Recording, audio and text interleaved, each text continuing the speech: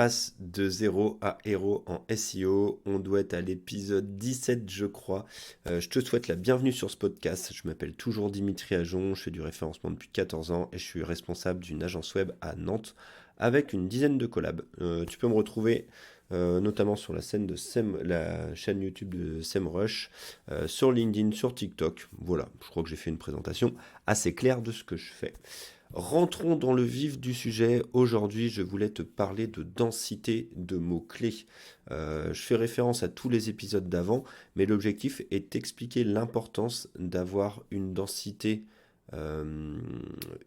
assez importante qui fasse ressortir ton mot-clé dans un texte d'une page. Je vais aller dans l'exemple direct. Tu crées une page de contenu où tu veux te référencer sur Agence Web Nantes, par exemple. Tu vas créer tout un texte, parce qu'il faut une longueur de texte, qu'on l'a vu la dernière fois, hein, qui soit supérieure à tes concurrents.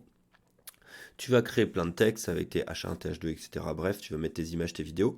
Et une fois que tu as fait tout ça, il faut que tu arrives à estimer si le mot qui ressort le plus souvent, ou l'ensemble de mots, c'est justement le mot-clé sur lequel tu voulais te positionner. Donc Agence Web Nantes.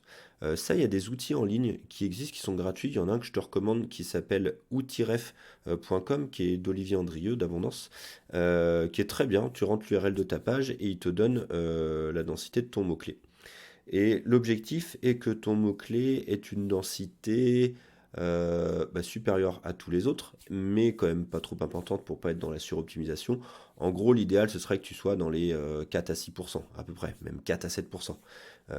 Et du coup, pour ça, l'outil, ce qu'il va faire, c'est qu'il va calculer, il va diviser le nombre de mots que tu peux avoir partout dans ta page, et il va compter le nombre de fois où ils sont répétés. Et plus un mot est répété, plus il est dense. Donc plus tu as une densité autour de ce mot-là. Généralement, quand on fait des pages de contenu, ce qui se passe, c'est qu'on va intégrer plein d'autres mots. Vous, nous, contactez-nous, cette page, etc., qui sont dans notre jargon, dans notre écriture.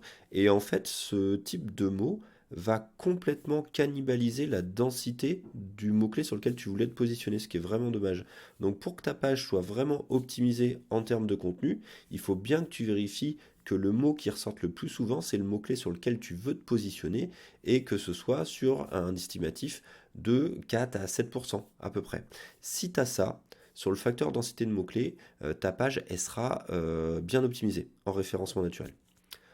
Voilà pour l'astuce du jour. C'est assez complet. N'hésite pas à faire un retour sur toutes tes pages et de vérifier si le mot-clé qui ressort le plus souvent, ce soit ton mot-clé principal. Et si j'oubliais ce qu'il faut, les mots-clés secondaires, idéalement, qui doivent ressortir après ton mot-clé principal en termes de densité, ça devrait être des mots qui sont dans la même thématique que ton mot-clé, ce qu'on appelle soit un cocon sémantique, soit tes synonymes.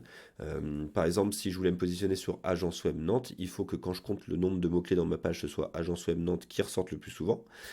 Et qu'après ce soit des mots-clés assez synonymes, du genre créateur de site internet, Loire-Atlantique pour Nantes, site web au lieu d'agence web si ça marchait, bureau au lieu d'agence, bref, etc.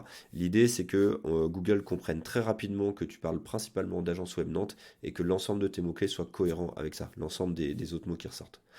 Voilà. N'hésite pas à me contacter si tu as des retours sur le podcast, si tu as des questions, principalement sur Insta ou sur Thread, le nouvel outil de Facebook, même s'il n'est pas encore arrivé en France pour tout le monde. Et sinon, n'oublie pas que ce que je te propose, c'est quoi 5% de ce que je connais en référencement. Donc si tu as besoin d'avancer et d'aller un peu plus loin que simplement l'écoute de ce podcast, tu me contactes et puis on voit ce qu'on peut faire avec mon agence. Je te souhaite une bonne journée, prends soin de toi, prends soin de ton référencement. Ciao!